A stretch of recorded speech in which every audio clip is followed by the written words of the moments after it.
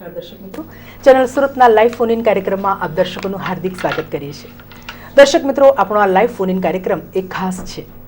ખાસ એટલા માટે કે જ્યારે આપણને કોઈ પણ નાની મોટી તકલીફ હોય તો આપણે ડૉક્ટર પાસે જઈએ છીએ. ડૉક્ટરના કહેવા પ્રમાણે કદાચ મોંઘીદાટ ટ્રીટમેન્ટ પણ કરાવીએ છીએ, મોંઘી દવાઓ પણ લઈએ છીએ, પણ પરિણામ ધાર્યું નથી મળતું. આ અમારો કાર્યક્રમ એવો છે કે આપ ઘરે બેઠા આપની ટીવી સ્ક્રીન ઉપરથી સાચું, સચોટ અને યોગ્ય માર્ગદર્શન મેળવી શકો છો. કાર્યક્રમ દરમિયાન અમારા ફોન નંબર પર આપ અમને કન્સલ્ટ કરીને આપની સમસ્યાને સુલઝાવી શકો છો, તેનું યોગ્ય નિદાન મેળવી શકો છો. આ સિવાય કાર્યક્રમ દરમિયાન પણ અમે ડૉક્ટર નિમેશભાઈ સેલકની હોસ્પિટલનો નંબર, તેમની હેલ્પલાઇન નંબર પણ આપને આપતા રહીએ છીએ, જેથી આપ તેમને ફોન પર કન્સલ્ટ કરી શકો છો. આ સિવાય સાહેબને આપ ફોન પર વાત કરવા સિવાય પણ પર્સનલી પણ જો કન્સલ્ટ કરવા માંગતા હોય તો પણ મળી શકો છો. છે ને એકદમ સીધો અને સરળ, ગમી જાય એવો રસ્તો. આવો આજનો કાર્યક્રમ શરૂ કરીએ. આ માટે સ્વાગત કરીશું કાર્યક્રમના સુકાની એવા ડૉક્ટર નિમેશભાઈ સેલકનું. નમસ્કાર સાહેબ, ફોન લાઈવ કાર્યક્રમમાં આપનું ખૂબ ખૂબ સ્વાગત કરીએ. દર્શક મિત્રો, કાર્યક્રમની શરૂઆત કરીશું દર વખતની જેમ મારા એક જ સામાન્ય સવાલથી. સાહેબ, આપની પાસે જ્યારે કોઈ પણ પેશન્ટ આવે ત્યારે અત્યાર સુધીમાં આપણે હજારો કેસ આપે સુલઝાવ્યા હશે સાહેબ, તો જ્યારે પેશન્ટ આપની પાસે આવે છે તો કેવો મનોભાવ લઈને આવે છે, એમની વ્યથા કેવી હોય છે અને એવો આપની પર કેટલો મદાર રાખતા હોય એવું આપને લાગે છે સાહેબ?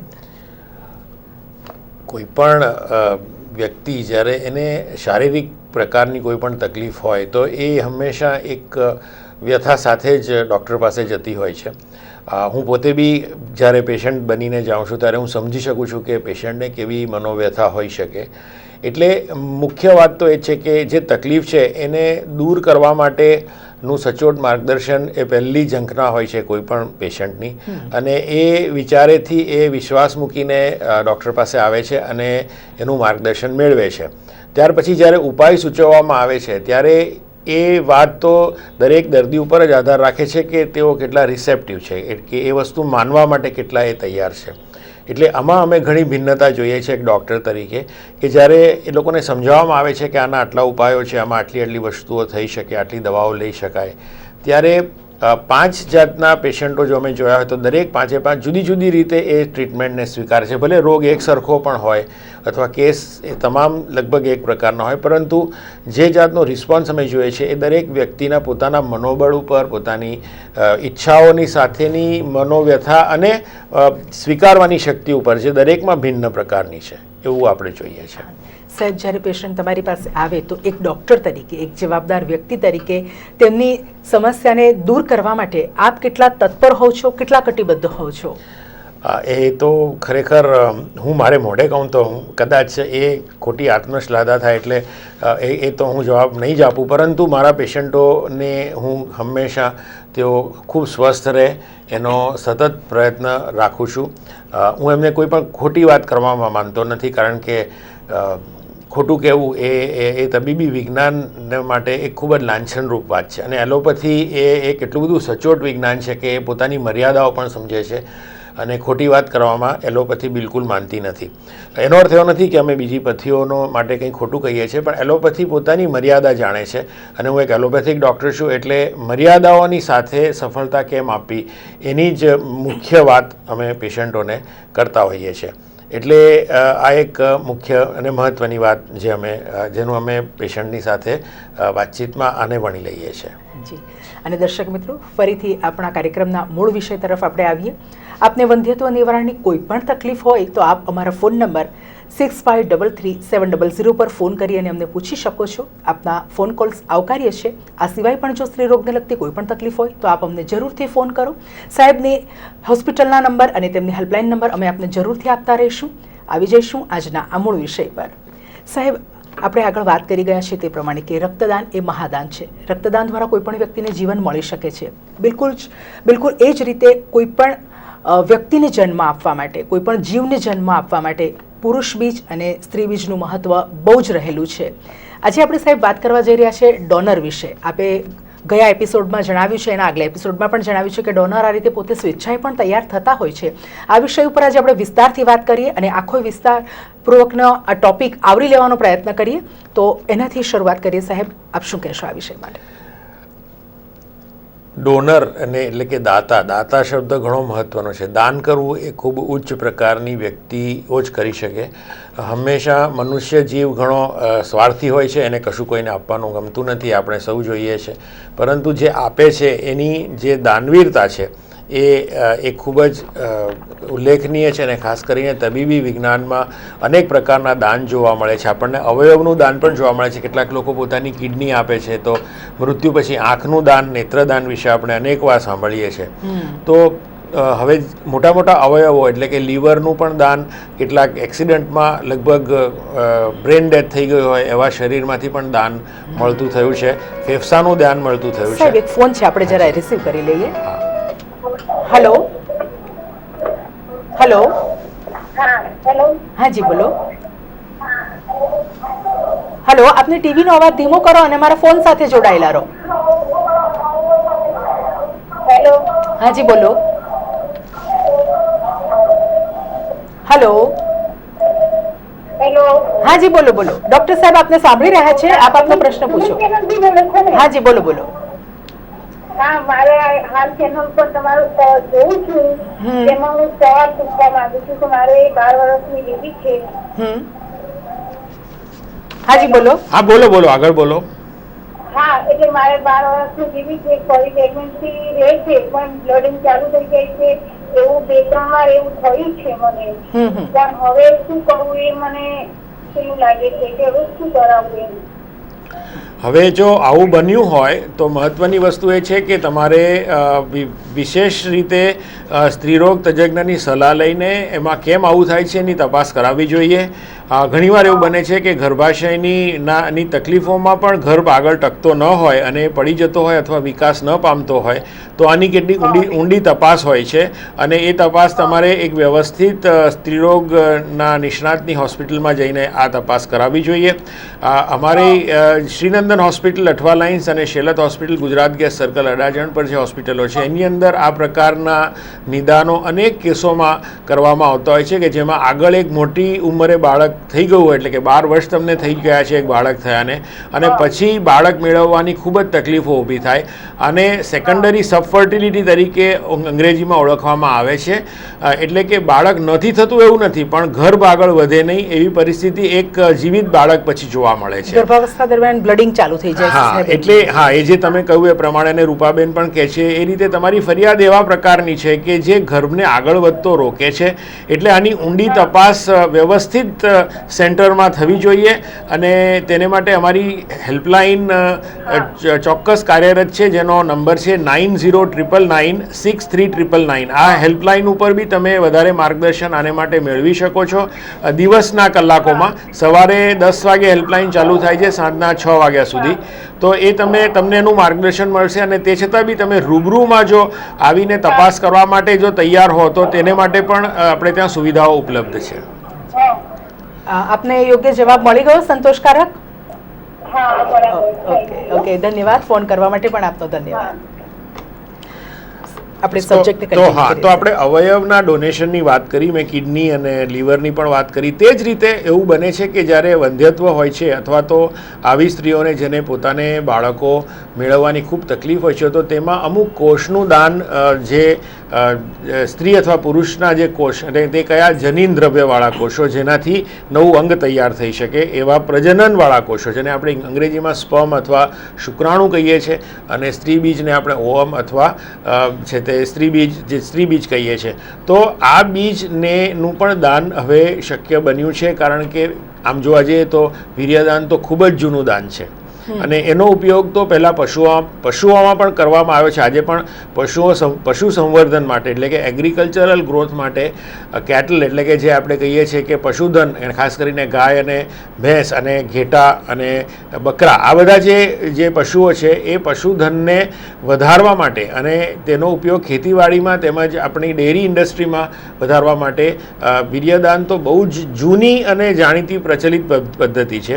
મનુષ્યનું વીર્યદાન પણ ઘણું જૂનું છે, 50 વર્ષથી વધારે જૂનું છે અને એનું બેન્કિંગ પણ હવે બધે જ મોટા સેન્ટરોમાં પ્રાપ્ય છે. ઇન્ડિયન કાઉન્સિલ ઓફ મેડિકલ રિસર્ચના એની ગાઈડલાઇન્સ પ્રમાણે સ્પર્મ બેંક આપણી ગુજરાતભરમાં સુરત ખાતે ટેસ્ટ ટ્યુબ બેબી સેન્ટર જે છે શ્રીનંદન હોસ્પિટલ ખાતે કાર્યરત છે.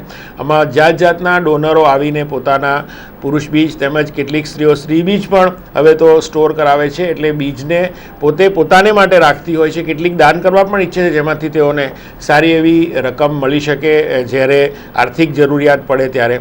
તો આ એક એવું દાન છે કે જે સાવ દાનની રીતે પણ નથી જોવાતું. એ કેટલીક વાર પોતે પૈસા રળવા માટે અથવા કે આર્થિક પોતાની માંગણીઓને સંતોષવા માટે પણ કેટલીક વ્યક્તિઓ કરતી હોય છે. એટલે ઇન્કમનો સોર્સ પણ છે. હા, અને તેનો ઉપયોગ માનવ જાતના કલ્યાણ માટે જ થઈ રહ્યો છે કે જેથી જે દંપતીને બાળક નથી એને બાળક ઉત્પન્ન કરવા માટે ટેસ્ટ ટ્યુબ બેબીની ટેકનોલોજી હોય કે IUI હોય, ઇન્ટ્રાયુટ્રાઇન ઇન્સેમિનેશન હોય કે કોઈ બી બીજી પદ્ધતિ હોય, એમાં આ કૃત્રિમ બીજનું દાન, સ્ત્રી બીજ હોય કે પુરુષ બીજનો હવે ખાસો વ્યાપક ઉપયોગ થાય છે.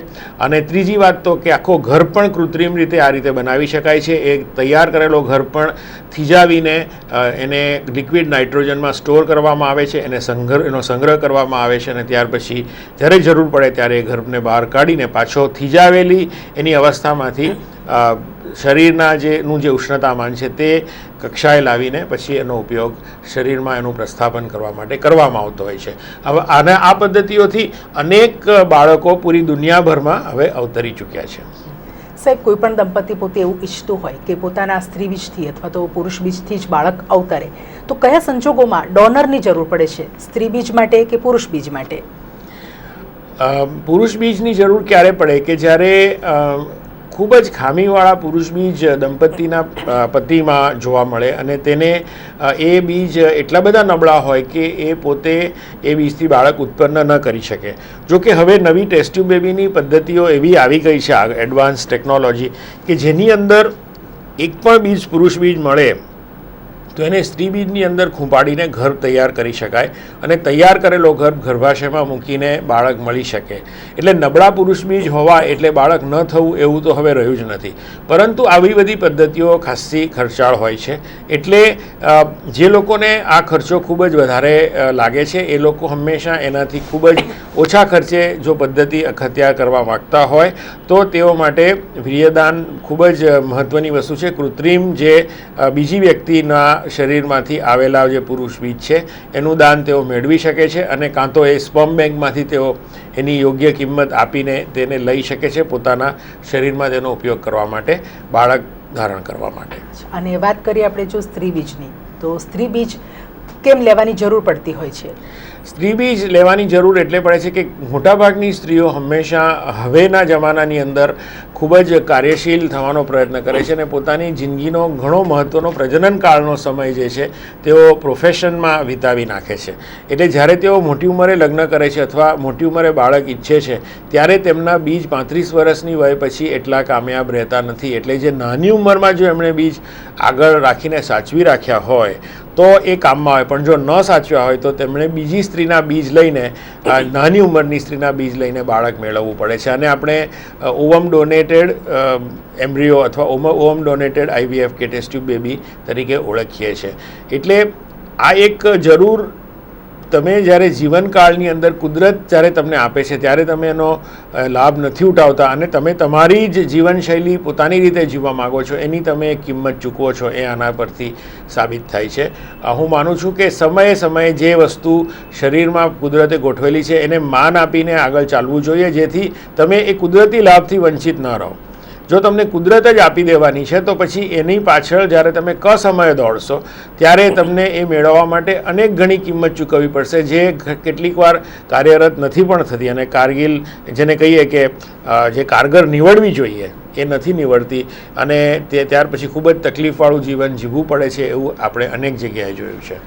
તમે કહ્યું સાહેબ એ પ્રમાણે કે નાની વયે જો માતા બનવા ન ઈચ્છે અને મોટી વયે જ્યારે એને માતા બનવાની ઈચ્છા થાય ત્યારે તેને સ્ત્રી બીજની જરૂર પડતી હોય છે.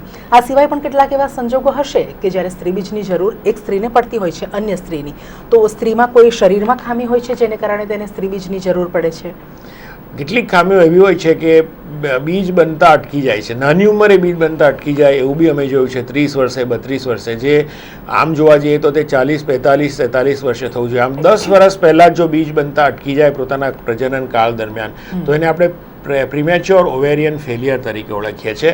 અને આવા ફેલિયરને કારણે એ જે બીજ બનાવવાની પોતાની પ્રક્રિયા છે એ પ્રક્રિયા ખૂબ જ નબળી અથવા તો જે કહીએ કે નાશવંત હોય છે. જે બીજ બને અને તરત જ એનો નાશ થઈ જાય, બીજ બને અને તરત નાશ થઈ જાય.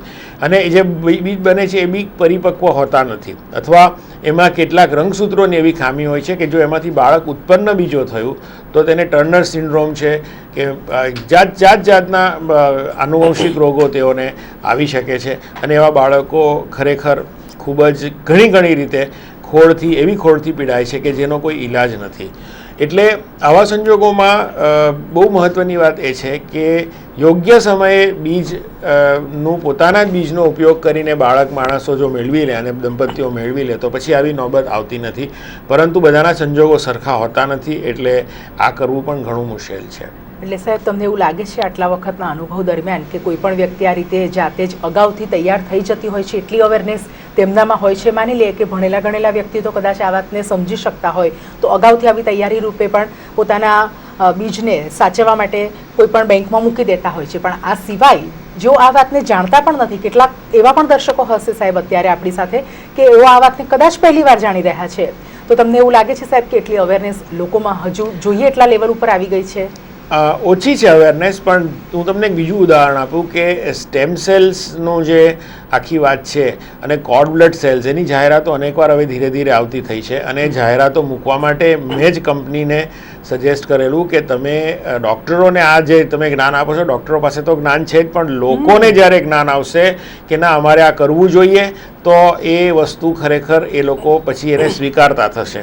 છેવટે એ વાતને અનુમોદન મળ્યું છે અને પબ્લિકની અંદર આ વસ્તુની અનેકવાર જાહેરાતો આપણે સ્ટેમ સેલથી માંડીને કોર્ડ બ્લડ સેલની પણ જોઈએ છે.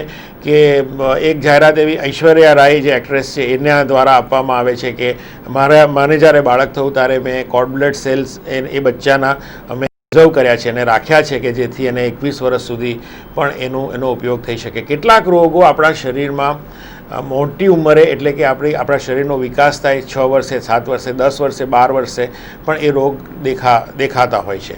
જ્યારે આપણે જે આપણી નાળના કોષ છે, જે આપણે જન્મ વખતે જ આપણે મેળવી શકીએ, એ કોષનું જો પ્રિઝર્વેશન એટલે કે એને રાખવાની પ્રક્રિયા અને થીજાવીને તેને કાયમ માટે રાખવાની પ્રક્રિયા જે હોય છે એને ક્રાયો પ્રિઝર્વેશન કહેવાય. એ પ્રક્રિયામાં જો આપણે મૂકી દીધા હોય તો આ કોષ કેટલીક વાર આપણને પછી આવતી બીમારીઓમાંથી પણ ઉગારી શકે. એટલે આ એક જીવતદાન છે. જીવનનું એક બહુ મહત્ત્વની જીવન જીવવા માટે પાછલી જિંદગીમાં કામ આવી જાય તેવી વસ્તુઓ છે. આપણે એટલા નસીબદાર નહોતા કે આપણે જ્યારે જન્મ્યા ત્યારે આવી પદ્ધતિઓ ઉત્પન્ન હતી. એટલે આપણે આવા રોગોની સામે જુદી રીતે સામનો કરવો પડે. પણ હવે આવતી પેઢી છે જે અત્યારે જન્મ લઈ રહી છે, એ લોકો માટે કોર્ડ બ્લડનું પ્રિઝર્વેશન અને કોર્ડ બ્લડ સેલનું પ્રિઝર્વેશન એને રાખી મૂકવું એ કદાચ એક બહુ મોટું જીવતદાન સાબિત થશે અને તેઓ લાંબી જિંદગી જીવી શકશે. એટલે આવી બધી જે ખોડ આપણે અત્યારે જોઈએ છે, પાર્કિન્સોનિઝમ, ઇન્સ્ટેબિલિટી, લેક ઓફ બેલેન્સ, કેટલાક પેરાલિસિસના રોગ, એ બધા રોગોને કદાચ સાવ નાબૂદ કરી શકાય એવી પરિસ્થિતિ હવે બીજા 30-40 વર્ષમાં આવશે. બરાબર છે સાહેબ. આપણે જે પ્રિઝર્વ કરવાની વાત કરી, સ્ત્રી બીજને પ્રિઝર્વ કરવા માટેનો સમયગાળો અને પુરુષ બીજને પ્રિઝર્વ કરવા માટેનો સમયગાળો એક જ હોય છે કે અલગ અલગ હોય છે? અને કેટલા સમય સુધી એને સ્ટોર કરી શકાય સાહેબ? સમયગાળો તો અલગ અલગ, જેટલા વખત સુધી રાખવો એમાં સમયની કોઈ અવધિ નથી. જ્યાં સુધી ઉષ્ણતામાન, ટેમ્પરેચર, લિક્વિડ નાઇટ્રોજનનું -197 ડિગ્રી સેન્ટીગ્રેડ સુધી રાખી શકાય ત્યાં સુધી કાયમને માટે અવિરતપણે એ થીજેલા રહી શકે એવું છે. વર્ષો બાદ પણ જ્યારે તેનો ઉપયોગ કરવામાં આવે તો એ જે સશક્ત હોવા જોઈએ એટલા સશક્ત હોય જ છે? ચોક્કસ. એટલે એ રાખવાની પદ્ધતિ જો બરાબર હોય તો એનું જે પ્રિઝર્વેશન છે એ ખૂબ જ સારી રીતે થયેલું હોય. એટલે એમાં તો કોઈ સવાલ આવતો જ નથી થીજાવાની બાબતમાં. હા, એક વસ્તુ છે કે જ્યારે થીજાવેલા કોષને પાછો પોતાના કુદરતી ટેમ્પરેચર માટે લઈ આવવામાં આવે છે ત્યારે કેટલાક કોષ નાશ પામતા હોય છે. બરાબર છે. પણ તેવું બધામાં નથી બનતું. આપણે જે ટેમ્પરેચરની વાત કરી, આપણે સાથે સાથે વાત કરી લઈએ સ્યોરિટીની, કે કેટલી વિશ્વસનીયતા જળવાયેલી રહે છે બેંકમાં જ્યારે એક વખત ડોનર પોતાના બીજ આપી રાખે છે સાચવવા માટે કે આ સિવાય અન્ય કોઈના મેળવે છે તો તેમને એ બરાબર મળ્યા જ છે એની શ્યોરિટી સાહેબ કેટલી સુધી સચવાતી રહે છે? હા, આ એક બહુ મહત્ત્વનો પ્રશ્ન છે. જેમ જેમ દિવસોમાં આપણે આગળ વધતા જઈએ છીએ એમ સવાલ સૌથી મોટો ઊભો થાય છે વિશ્વસનીયતાનો, ક્રેડિબિલિટી જેને આપણે કહીએ છીએ. ક્રેડિબિલિટી આજે કોઈ ગવર્મેન્ટની પણ આપણે જોઈએ તો ઘણીવાર ડાઉટફુલ લાગે છે આપણને. કેટલીક વાર અખબારો છે, સારા મીડિયા છે, એ બધાને માટે પણ કેટલીક વાર આપણને એમ થાય કે શું આ વાત સાચી હશે. એટલે અને વ્યક્તિઓ માટે પણ એવું થાય કે આ જે વ્યક્તિ આ વાત કરી રહી છે એ કેટલી હદ સુધી સાચી છે. એટલે ક્રાઇસિસ ઓફ ક્રેડિબિલિટી એ આ કળિયુગની સૌથી અઘરી અને દુઃખદાયક વાત છે કે ઘણી વખત એવું બને છે કે આપણે માનતા હોઈએ છીએ કે આ સાચું છે ને આ વ્યક્તિ સાચું જ કહે છે, પણ એ વસ્તુ સાચી ન નીકળે એવું જ્યારે બને ત્યારે આપણને ખૂબ આઘાત લાગતો હોય છે. તો આ વસ્તુની વાત તમે જે કરી એ ICMR ગાઈડલાઇન્સ પ્રમાણે, ઇન્ડિયન કાઉન્સિલ ઓફ મેડિકલ રિસર્ચની ગાઈડલાઇન્સ પ્રમાણે જે સ્પર્મ બેન્કો ચાલી રહી છે, સ્પર્મ બેન્કોનું જે ફંક્શન છે એ અને જે ગેમેટ બેન્કિંગ કહેવાય છે હવે તો એમાં, કારણ કે સ્ત્રી બીજ પણ એમાં યોગ્ય રીતે સંગ્રહવામાં આવતા હોય છે. આવું ગેમેટ બેન્કિંગ આપણે ત્યાં વર્ષોથી ચાલુ છે. સ્પર્મ બેંક તો પહેલેથી ચાલુ હતી જ, પણ હવે એગ બેન્કિંગ પણ આપણે ત્યાં છેલ્લા 3 વર્ષથી વિટ્રિફિકેશન દ્વારા આપણી હોસ્પિટલોમાં અને ટેસ્ટ ટ્યુબ બેબી સેન્ટરમાં કરવામાં આવે છે. આની સાથે એમ્બ્રિયો બેન્કિંગ જેને કહીએ છીએ કે જેમાં ગર્ભને થીજાવીને રાખવાની પણ પ્રક્રિયા સામેલ છે. એટલે આ બધાની અંદર ખૂબ જ ધ્યાનથી એ વસ્તુને નોટ કરવામાં આવે છે કે આ બીજ ક્યાંથી આવ્યા છે અને કોણે આપ્યા છે. એટલે એ નામ જાહેર કરવામાં આવતા નથી, પણ એ વ્યક્તિના લક્ષણોની જાણકારી અમે આપી શકતા હોઈએ છીએ.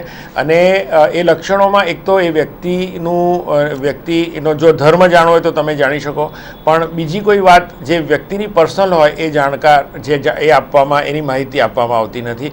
પરંતુ તેની આંખોનો રંગ છે, શરીરનો વર્ણ છે, ત્યાર પછી એની તબિયતના કે એને કોઈ પણ પ્રકારના રોગ નથી એની એક ચોકસાઈ, તેની સાથે એનું ભણતર, એની બૌદ્ધિક જે બુદ્ધિમત્તાનો આંક જેને કહીએ એ વિશેની કેટલીક માહિતીઓ ખાસ આપવામાં આવે છે, જેથી જે બીજ સ્વીકારવામાં આવે અથવા જે ગર્ભ સ્વીકારવામાં આવે બેન્કિંગમાંથી એ ગર્ભ દ્વારા હંમેશા એક સારી પ્રજોત્પત્તિ ઉત્પન્ન થાય.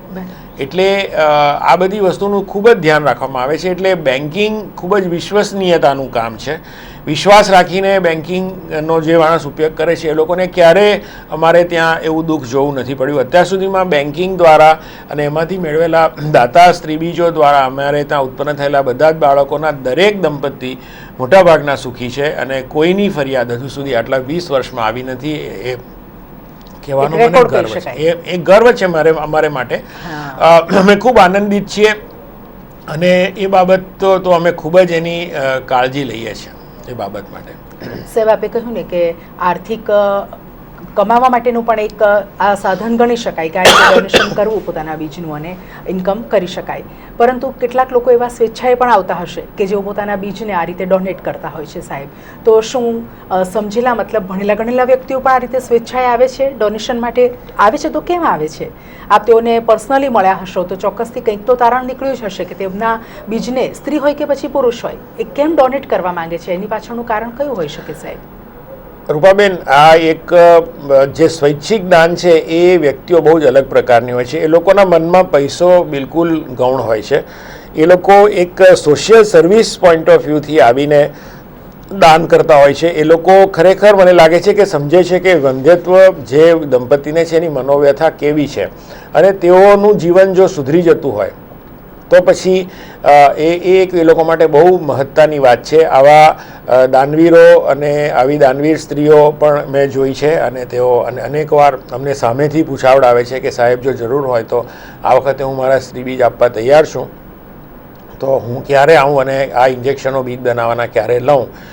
એવી ઓછામાં ઓછી 4 થી 5 એવા કોલ્સ અમે લગભગ છેલ્લા 6 મહિનામાં અમારે ત્યાં આવ્યા છે. અને અમે કેટલી વાર અમને તાજુબ થાય છે કે જેમ આ બાબત વિશે લોકો વધુ જાણતા થયા છે તેમ એમાં કેટલીક આવી આગવી વ્યક્તિઓ પણ આગળ આવવા તૈયાર છે, સ્ત્રીઓમાં પણ અને પુરુષોમાં તો છે જ. પહેલેથી ઘણા વર્ષો પહેલાં અમે જોયું છે, કારણ કે પુરુષ બીજ આપવા ખરેખર એ અઘરી વાત નથી, પરંતુ સ્ત્રી બીજ આપવા ખરેખર અઘરી વાત છે. અને એમાં ઇન્જેક્શનો લઈને બીજ વધારે બનાવ્યા પછી સોનોગ્રાફીઓ કરાવવી, બીજ બહાર કઢાવવા, આ બધી વસ્તુઓ દરેક સ્ત્રીનું કામ નથી.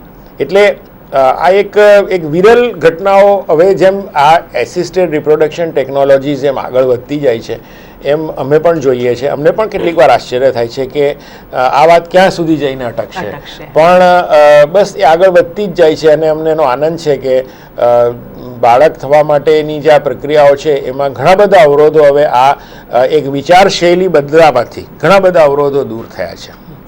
સાહેબ, સ્વેચ્છાએ જ્યારે વ્યક્તિ પોતાના બીજ આપવા માટે તૈયાર થાય છે, તમે કહ્યું એ પ્રમાણે કે ઘણી બધી લાંબી પ્રોસેસ છે આમાં, કે બીજની સંખ્યા વધારવા માટે ઇન્જેક્શન લેવા પડે, આ સિવાય સોનોગ્રાફી પણ કરાવવી પડે. આ બધું જે ખર્ચ છે ડોનરનો પોતાનો હોય છે સાહેબ, કે હોસ્પિટલ ઉઠાવતી હોય છે, કે પછી કદાચ એવું કોઈક બને કે જેમને આ બીજ લેવા છે તો એ વ્યક્તિ ખર્ચ ઉઠાવતી હોય છે? કેમ કે આપણા જે પ્રોગ્રામનો આ માધ્યમ છે કે બિલકુલ સરળ અને સાચા સ્વરૂપમાં લોકોને આ માહિતી મળે, કદાચ જે આગળ એ લોકો ક્યારેય ન જાણી હશે, નહીં સાંભળી હશે. આપણો આ કાર્યક્રમ એક વિરલ ઘટના જે આપણે વાત કરીને બસ એવો જ બનતો જાય એવો આપણે પ્રયત્ન રાખીને આ વાતને પણ બહુ ડેપ્થમાં જણાવીએ સાહેબ આપણા દર્શક મિત્રોને. હવે એમાં એવું છે કે જે લોકો સ્વેચ્છાએ દાન કરે છે એ લોકો પાસે તો કોઈ જ કિંમત એ લોકો ઈચ્છતા નથી. એટલે અમે એવા સંજોગોમાં જે ગરીબ દંપતીઓ છે કે જે લોકો પાસે ખર્ચો કરવાની કોઈ ક્ષમતા જ નથી, એ લોકોને પહેલું પ્રાધાન્ય આપીને આ પ્રકારના બીજો આપી દેતા હોઈએ છીએ કે જેમાં તેઓએ કોઈ ચાર્જ આપવાનો હોતો જ નથી. પરંતુ બીજી સાઈડ ઉપર એવી પણ એક પ્રજા છે અને એવા પણ લોકો છે જે લોકોની વિચારસરણી થોડી અલગ છે કે અમે અમારો સ્વૈચ્છિક રીતે આ દાન તો આપીએ છીએ તો ખરા, પણ એમાં અમને વળતર મળવું જોઈએ અને વ્યવહારિક રીતે એ મળવું જોઈએ એવું અનેક લોકો માને છે. હું એ બાબતની ગુણવત્તા કે એને મેરિટ્સ કે એના ડિમેરિટ્સ અહીંયા ચર્ચવા માગતો નથી, પરંતુ એનું કારણ એ છે કે દરેક વ્યક્તિ પોતાની રીતે વિચારતી હોય છે અને આજે ઇન્ડિપેન્ડન્સ ઓફ માઇન્ડ અને માઇન્ડસેટ એ એક વ્યક્તિગત વસ્તુ છે. ઘણી વખતે 5 વસ્તુઓ સાચી હોય છે, ભલે ભિન્ન હોય, તો આપણે એ બાબતમાં કોઈ ખોટા છે એવું નહીં કહી શકીએ. અને હું માનું છું કે એ લોકો એમ માગતા હોય કે અમને આનું વળતર મળવું જોઈએ, તો એને વળતર આપનારા બી એવા કેટલાય દર્દીઓ છે કે દંપતીઓ છે જે માને છે કે ના, અમે કોઈના બીજ લીધા હોય તો એ મફત શા માટે, અમે આપી શકીએ છીએ, અમે આપીશું પૈસા. એટલે એ આખી અરેન્જમેન્ટ હંમેશા એ ડોનર વ્યક્તિ અને એ દંપતી સાથે સીધી કરવામાં આવે છે, એમાં અમે વચ્ચે આવતા નથી અને સીધી જ એ લોકોની આપલે હોય છે અને એમાં એ લોકો ડાયરેક્ટલી જ બધી વસ્તુઓ સમજી લેતા હોય છે. ખાલી ડોનરની આઈડેન્ટિટી અમે રિવીલ કરતા નથી, કારણ કે એ કેટલીક વાર કેટલીક તકલીફોનું કારણ બની શકે, પરંતુ બીજી બધી ઘણી રીતે આ વાત સરોગસીની આપણે આજે કરી નથી, પણ જો એ વાતને બી આપણે ધ્યાન પર લઈએ તો સરોગેટમાં તો એવું બનવાનું જ નથી કે સરોગેટ ન જોઈ હોય. એટલે સરોગેટ તો દંપતીઓએ જોઈ જ હોય છે. સરોગેટ પોતે પણ પોતાની કૂખ દાનમાં આપે છે, આમ જોવા જઈએ તો, જે પૈસા લેવાની નથી, પરંતુ એવી જેને આપણે આલ્ટ્રુઇસ્ટિક સરોગસી કહીએ છીએ કે જે ઘરમાં જ પોસિબલ બને. પરંતુ જે સરોગસી બીજી સ્ત્રીઓ માટે ખૂબ જરૂરી છે કે જેઓ પૈસા આપીને કરવા માગે છે, એ લોકો માટે તો એ ખરેખર સારી વસ્તુ છે. ડોનર જે છે અને લેનાર વ્યક્તિ છે એ બેનો આપણે જે સમન્વય થાય ત્યાંની વાત કરી સાહેબ, પણ એ સિવાય એમને જ્યારે સ્વેચ્છાએ પણ ડોનેશન કરાતું હોય છે ત્યારે જે પ્રોસેસ હોય છે એમાં જે કંઈ પણ ખર્ચ આવતો હોય છે, હું ખરેખર એ પૂછી રહી છું કે એ ખર્ચ હોસ્પિટલ પોતે, બેંક પોતે ઉઠાવતી હોય છે કે પછી વ્યક્તિ જે ડોનેશન આપવા માંગતું હોય તો એને પોતે ઉઠાવવાનો? ના, ડોનેશન આપનારે કોઈ ખર્ચ નથી કરવાનો, પણ લેનારે ખર્ચ, એટલે જે ડોનેશનનો લાભ મેળવે છે એ મેન્ટેનન્સ કોસ્ટ તો આપતું જ હોય છે. એ સ્વેચ્છાએ ડોનેશન કરી દેવામાં આવે જ્યારે પણ બેંકમાં સાહેબ, હજુ માની લઈએ કે એ બીજ લેવા માટે હજુ કોઈ તૈયાર નથી, કોઈ વ્યક્તિ મળી નથી, હું એ વાત કરી રહી છું સર. હા, પણ તે જ્યારે સ્વેચ્છાએ પોતે આપે છે તો એ શા માટે એના પૈસા એ ટેકનિકના પૈસા શા માટે ખર્ચે? એટલે એવી આશા એની પાસે રખાય જ નહીં. બેંક પોતે જ આ ખર્ચ બેંક પોતે જ ઉઠાવતી હોય છે અને એ જ્યારે એનો સમય આવે ત્યારે જે ઉઠાવેલો ખર્ચ હોય છે એનું વળતર જેને લાભ મળે છે, જેનો લાભ મેળવે છે એનું વળતર પછી બેંકને આપી દે છે. બરાબર છે સાહેબ. પણ એવું તો ક્યારે પણ ન બને કે માણસ પોતે દાન કરી જાય ને એનો ખર્ચ પણ પોતે આપે. એ તો બિલકુલ અજુગતી બાબત છે, એ તો ન જ કરી શકાય. બિલકુલ સાહેબ. યોગ્ય ઉંમર કઈ છે દાન આપવા માટેની? કંઈ પણ પુરુષ હોય કે સ્ત્રી હોય, કઈ ઉંમરે વધારે એના બીજ સારું જે રિઝલ્ટ મળી શકે, ઉંમર ચોક્કસ હોય તો કઈ? એમાં ઉંમરમાં છે ને પુખ્ત વયને અમે પ્રાધાન્ય આપીએ છીએ, કારણ કે જે વ્યક્તિ સ્વેચ્છાએ કરે છે એ જો સગીર હોય તો એને પોતે સભાનતા ન ગણાય કાયદેસરની, એટલે એને અમે બહુ અનુમોદન આપતા નથી. આવે છે ઘણીવાર 16 વર્ષના છોકરાઓ પણ એમ કહેતા આવે છે કે અમારે આપવા છે બીજ અથવા શુક્રાણુનું દાન કરવું છે, પણ અમે એ લોકોને લેતા નથી. અમે લોકોને સમજાવે છે કે હજુ તમે 2 વર્ષ સુધી જાઓ અને પૂરેપૂરા પુખ્ત વયના બનો ત્યારે જ આ દાન લો કે આપો. એટલે હા, ત્યારથી માંડીને પછી 40 વર્ષ સુધી પુરુષોમાં ડોનેશન કરી શકાતું હોય છે. બહુ મોટી ઉંમરના પુરુષોને અમે ના પાડીએ છીએ, કારણ કે મોટી ઉંમરના પુરુષોને કેટલાક બીજા રોગ હોવાની શક્યતાઓ, ડાયાબિટીસ, બ્લડ પ્રેશર, બીજા કેટલીક કુટેવોને કારણે જે લોકો પોતે જાહેર કરતા હોતા નથી, પણ સ્મોકિંગ, આલ્કોહોલ, આ બધી કુટેવો મોટી ઉંમરે વધારે જો સુધી હોય તો એ ખરેખર બીજને નુકસાન કરી જ દેતી હોય છે. એટલે એવી વ્યક્તિઓને પસંદ કરાતી નથી. પુરુષના બીજ લેવા તો સાહેબ બહુ સરળ વાત છે, એ આપણે જણાવી દીધું. જ્યારે સ્ત્રીના બીજ લેવાના હોય તો આગલા દિવસોમાં પણ તેણે કંઈક એવી ખાસ તકેદારી રાખવાની હોય છે, અથવા તો બીજ ડોનેટ કરી દીધા પછી પણ એની રૂટીન લાઈફ બરાબર રહેતી હોય છે, કે આ સિવાય પણ એને પોતે કંઈક તકેદારી પાછળના દિવસોમાં પણ રાખવાની હોય છે? તકેદારી તો રાખવી જ પડે. જ્યારે બીજ આપવાની શરૂઆત હોય ત્યારે એની સંપૂર્ણ તપાસ અમારા ટેસ્ટ ટ્યુબ બેબી સેન્ટરમાં થતી હોય છે. અઠવા લાઇન સ્થિત શ્રીનંદન હોસ્પિટલ અને અડાજણ સ્થિત શેલત હોસ્પિટલ બંનેમાં આ તપાસો અનુક્રમે દિવસે અને સાંજે બંને સમયે ચાલુ જ હોય છે. અને તપાસ દરમિયાન એ વસ્તુઓમાં એક તો બ્લડ ટેસ્ટ હોય છે કે જે લોહીના કોઈપણ પ્રકારના વિકાર હોય તો એ શોધી કાઢવામાં આવે છે અને એને સુધારવાનો પ્રયત્ન થાય છે. બીજી વાત છે કે હોર્મોન ટેસ્ટ કરવામાં આવે છે. ત્રીજી વાત છે સોનોગ્રાફીથી એ પરીક્ષણ થાય છે કે બીજ અંદર બનવાની પ્રક્રિયા કેવી છે. અને હોર્મોન્સ દ્વારા હવે જાણી શકાય છે કે આ સ્ત્રીના બીજને, આપણે સ્ત્રી બીજાશયને જો આપણે હોર્મોન્સના ઇન્જેક્શન આપીશું તો એ કેટલા પ્રમાણમાં બીજ આપશે કે નહીં આપે બિલકુલ, કેટલીક વાર રિસ્પોન્સ ના પણ મળે, તો એ બધી તપાસ પહેલેથી કરી નાખવામાં આવે છે અને ત્યાર પછી જ ઇન્જેક્શન આપીને બીજ બનાવવાની પ્રક્રિયા શરૂ કરવામાં આવે છે. એટલે એકવાર શરૂ થઈ જાય ત્યાર પછી સોનોગ્રાફીથી એ ચેકઅપ કરીને 10મા 12મા દિવસે બીજની જે સાઇઝ આવવી જોઈએ, જે પરિપક્વ બીજની જે કદ જે આવવું જોઈએ એ જે મળી જાય છે, ત્યાર પછી એ બીજને બહાર કાઢવાની પ્રક્રિયા સોનોગ્રાફી અને વેક્યુમ એસ્પિરેશન પંપ દ્વારા કરવામાં આવે છે ટેસ્ટ ટ્યુબ બેબી લેબોરેટરી સાથે જોડાયેલા ખાસ ઓપરેશન થિયેટરમાં. અને પાછળના દિવસોમાં વિશેષ આરામ કે એવું કંઈ કરવાનું રહેતું હોય છે? હા, બીજ જે સ્ત્રી બીજ કાઢ્યા હોય તો એકાદ દિવસની જ આરામની જરૂર પડે છે. પછી તો સ્ત્રીઓ પોતપોતે કામ કરતી થઈ જાય, કારણ કે એમાં બીજી કોઈ મોટી આક્રમક શસ્ત્રક્રિયા કરવામાં આવતી નથી. બરાબર છે. કોઈ પણ સ્ત્રી સાહેબ કેટલી વખત આ રીતે બીજ ડોનેટ કરી શકે? એની કોઈ મર્યાદા હોય કે પછી એમાં કોઈ મર્યાદા આવતી નથી? નહીં, મર્યાદા તો લગભગ માનો ને કે 20 લાખ જેટલા સ્ત્રી બીજ કોઈ પણ સ્ત્રી ગર્ભ હોય 5 મહિનાનો, ત્યારે એ સ્ત્રી ગર્ભ તરીકે પોતાના માતાના શરીરમાં હોય ત્યારે આ એક બહુ રસપ્રદ આંકડો છે. એટલે આજે કહું છું, તેની પાસે 20 લાખ સ્ત્રી બીજ હોય છે. એટલે નહીં જન્મેલી બાળકી આજે સૌથી વધારે બીજ આપી શકે એવી સૌથી મોટી ડોનર છે. એ મોટી બેંક છે એમ પણ કહી શકાય. પણ જ્યારે એ બાળક 9 મહિને અવતરે છે ત્યારે એ 20 અઠવાડિયાનું બાળક બીજા 20 અઠવાડિયાની અંદર એના સ્ત્રી બીજ એટલા બધા ઘટવા માંડે છે કે ઘટીને 20 લાખમાંથી 7 લાખ પર જતું રહે છે. એટલે એ સંખ્યા કેટલી છે? 7 લાખ. જન્મ વખતે સ્ત્રી બાળક પાસે સ્ત્રી બીજાશયની અંદર બંને બીજાશય ભેગા કરો તો 7 લાખ બીજ હોય છે. 7 લાખ બીજ એટલે કે એની પાસે એવી શક્તિ છે કે એક સ્ત્રી 7 લાખ બાળકો પણ તૈયાર કરી શકે. એટલે એ શક્તિ બહુ મોટી છે. અને ત્યાર પછી જેમ એ ઉંમરમાં મોટી થાય છે ત્યારે એ સંખ્યા હજુ પણ ઘટીને 14 વર્ષે 2 લાખ પર પહોંચે છે. એટલે બીજા 5 લાખ બીજ પાછા એમાંથી એટલે એનો વ્યય થાય છે અથવા કે નાશ થાય છે. અને 2 લાખ બીજ લઈને જ્યારે સ્ત્રી 14 વર્ષે રજોસ્વલા થાય છે, જેને આપણે તારુણ્યની અવસ્થા કહીએ છીએ, ત્યાર પછી જે બીજ બને છે એ બધા પુષ્કળ વ્યવસ્થિત અને એક પછી એક બાળક આપી શકે તેવા બીજ હોય છે. એટલે આમ જોવા જઈએ તો 15 વર્ષે તો કોઈ પણ તરુણી પણ પોતે માતા બની શકે જો પુરુષ બીજ સાથે એનો સંસર્ગ થાય તો.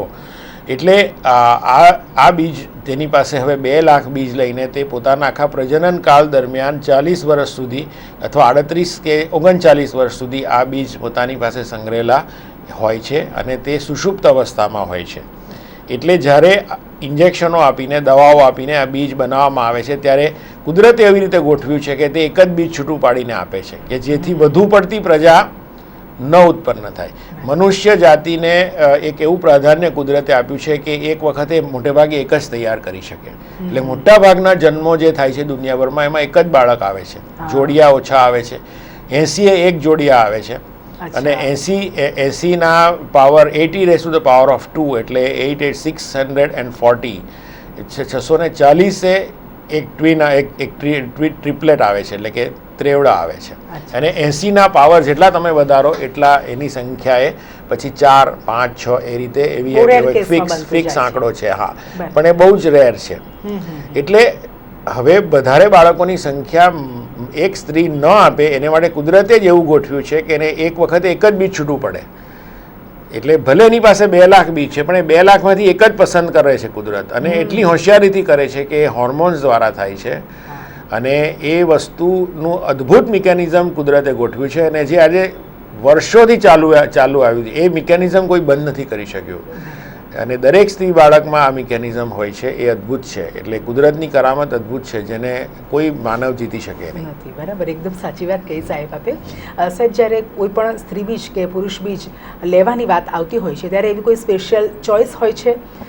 માનો કે કોઈ ડૉક્ટરનું જ કોઈ સ્ત્રીને જો બીજની જરૂર હોય તો કોઈ પુરુષ ડૉક્ટરનું જ પસંદ કરે બીજ, અથવા તો પછી જ્યારે સ્ત્રીની જ લેવાની જરૂર પડે તો સ્ત્રીની કેવી ડિમાન્ડ હોય છે કે કઈ સ્ત્રીનું તેને સ્ત્રી બીજ જોઈશે, એની કોઈ સ્પેશિયલ એવી પસંદગી હોય છે? હા, એ ઘણીવાર બ્લડ ગ્રુપ વિશે લોકો બહુ ચિંતા કરતા હોય છે, તો અમારે એ મેચિંગ કરી આપવું પડે છે. ઘણીવાર કેટલીક નાત જાતના પણ લોકોને કેટલાક વિચારો હોય છે. અમે વિચારોને માન આપવાની બને તેટલી કોશિશ કરીએ છીએ. ધર્મની પણ કેટલીક વાર વાતો આવતી હોય છે. આ બધી વસ્તુઓનું મેચિંગ લગભગ થઈ શકે એવી પ્રક્રિયાઓ કરવામાં આવે છે, જેથી કે પાછળથી મન દુઃખ ન થાય. બરાબર છે. અને જ્યારે પુરુષ ડોનર તરીકે આવે છે સાહેબ, આપણે સ્ત્રીની તો વાત કરી કે કયા કયા ટેસ્ટ કરવામાં આવે છે, એક પુરુષના કયા કયા ટેસ્ટ કરવા પડે છે? જે પ્રમાણે આપણે કહ્યું કે સ્મોકિંગ ને એવું ન કરતા હોય, પણ આ સિવાય કોઈ જો એને ડિઝીઝ હોય તો એ કઈ રીતે આઈડેન્ટિફાઈ કરી શકાય? એમાં ટેસ્ટની અંદર તો કિડનીમાં પ્રોબ્લેમ છે કે બ્લડ યુરિયા ટેસ્ટ કરવું પડે, બ્લડ શુગર ડાયાબિટીસ માટે જોવી પડે, સામાન્ય જે કમ્પ્લીટ બ્લડ કાઉન્ટ છે એ આખો ચેક કરવો પડે કે લોહી પૂરતા પ્રમાણમાં છે કે નહીં, લોહીમાં કેટલાક વિકારો, ચેપ લાગ્યો હોય, મેલેરિયા કે કોઈ બીજી કોઈ પ્રકારનો ચેપ હોય તો તેનો પણ ટેસ્ટ જાય. યુરિનની અંદર પસ કે એવું કંઈક જતું હોય તો એના પણ સુધારા જરૂરી હોય છે. એટલે એ જેમ તબિયત જેટલી વધુ સારી એટલી બીજની ગુણવત્તા વધુ સારી. બરાબર છે.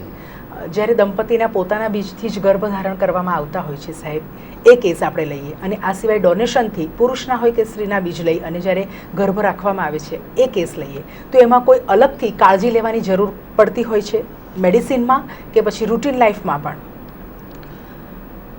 એમાં જે દવાઓ આપીએ છીએ એ કુદરતી રીતે જો ગર્ભ બન્યો હોય તો એની અંદર અમુક ઓછી જ દવાઓ આપવી પડે છે, કારણ કે કુદરત એ ગર્ભને સપોર્ટ કરે છે. પરંતુ જ્યારે આ કૃત્રિમ ગર્ભાધાન કરવામાં આવે છે ત્યારે કુદરતનો અને કે શરીરનો એને સપોર્ટ હોતો નથી. એટલે બહારથી દવાઓ આપીને એ ગર્ભ જાળવી રખાય એની ખૂબ જ તકેદારી લેવી પડે છે. એટલે કે નહીં તો મિસકેરેજ થવાની શક્યતાઓ વધુ રહે. સાહેબ, આપણે કહ્યું કે આપણી શ્રીનંદન હોસ્પિટલ અને સેલેટ હોસ્પિટલ ચાલી રહી છે, ત્યાં આગળ આપણે આ ડોનેશન માટેની કેવી સુવિધાઓ છે? આપણે પ્રોગ્રામનું ફિનિશિંગ ટચ આપણી આ સેવાથી આપીએ સાહેબ. સુવિધાઓ ખૂબ ઉચ્ચ કક્ષાની છે. Sperm banking Indian council of medical રિસર્ચની ગાઈડલાઇન્સ હેઠળ તૈયાર થયેલી સ્પર્મ બેંક છે. એટલે એમાં બધી જ જાતના શિસ્ત પાડવામાં આવે છે. અને એમાં લિક્વિડ નાઇટ્રોજન, હા, અને ISO 9001:2000 લેવલની લેબોરેટરી આ વર્ષોથી કાર્યરત છે. એના લેવલ્સ પણ વારે, અને એની ગુણવત્તાના ચેકઅપ માટે જુદી જુદી સંસ્થાઓમાંથી ઘણા એમ્બ્રિયોલોજિસ્ટો અથવા સિમેન એક્સપર્ટ્સ, અને સિમેનોલોજિસ્ટો કહેવાય, તેઓ પણ ઘણીવાર અમે લોકોને આમંત્રણ આપીએ છીએ અને એ લોકો સાથે પેટ છૂટી વાત સાથે ચર્ચા કરીએ છીએ કે તમને આમાં જો કંઈ પણ ખામી જણાઈ હોય તો તમે અમને કહો તો અમે દૂર કરીએ. એટલે ભલે આપણે વરિષ્ઠ હોઈએ, સિનિયર મોસ્ટ હોઈએ, પણ એનો અર્થ એવો નથી થતો કે કંઈ નવી વસ્તુ કે કોઈ નવી વાત અને જે વધુ સારી હોય એ આપણે અપનાવી ન શકીએ. અને એને માટેના બધા જ પ્રયત્નો વર્ષોથી કાર્યરત એવી આ ટેસ્ટી બેબી લેબોરેટરી છે, 1993થી કાર્યરત છે. એ આજે 21મા વર્ષમાં પ્રવેશી રહી છે લેબોરેટરી. એટલે માનો કે એ પોતે પણ એક પુખ્ત વયની થઈ ચૂકી છે, તો એને માટેની મેચ્યોરિટીનું લેવલ જે હોવું જોઈએ એ ખૂબ જ સારી રીતે જળવાયું છે. એનો મને ખૂબ આનંદ છે. અમારા 2 એમ્બ્રિયોલોજિસ્ટો એક્ટિવ છે, સુનિતા જૈન અને ચૈતાલી પટેલ. બંને નોન ક્લિનિકલ સાયન્ટિસ્ટો જેવા છે, જેઓ સતત લેબની અંદર પોતે ધ્યાન આપતા રહે છે, અને લેબનું સંચાલન અમે તેઓને સોંપેલું છે. સાહેબે ઘણી ઊંડાણપૂર્વકની વાત આપણને જણાવી. દર્શક મિત્રો, ફરીથી અમને હોસ્પિટલનો નંબર અને હેલ્પલાઇન નંબર આપણને બતાવવાનું જરૂર પસંદ આવશે. સાહેબ નિશિનંદન હોસ્પિટલનો નંબર છે 26651004 અને સેલથ હોસ્પિટલનો નંબર છે 27821111. હેલ્પલાઇન નંબર જણાવી દઈએ. સાહેબે આગળ કહ્યું છે એ પ્રમાણે 9099963999. આપે જરૂરથી અમારો નંબર નોટ કરી લીધો હશે. આવતા શનિવારે ફરીથી આવી જ કંઈક વિશેષ વાતો લઈને આપણે મળવાનું છે, એટલે અત્યારે તો આવજો કહેવું જ પડશે. કાર્યક્રમના અંતમાં સાહેબશ્રીનો આભાર વ્યક્ત કરી દે. સાહેબ, આપ અમારા કાર્યક્રમમાં આવ્યા, આટલી સરસ જાણકારી જે અમે કદાચ ક્યારેય નહોતા જાણતા એવી જાણકારી આપે એ માટે આપનો ખૂબ ખૂબ આભાર. દર્શક મિત્રો, આ સાથે જ આવતા એપિસોડમાં ફરીથી મળવાના વાયદા સાથે છૂટા પડીએ. નમસ્કાર.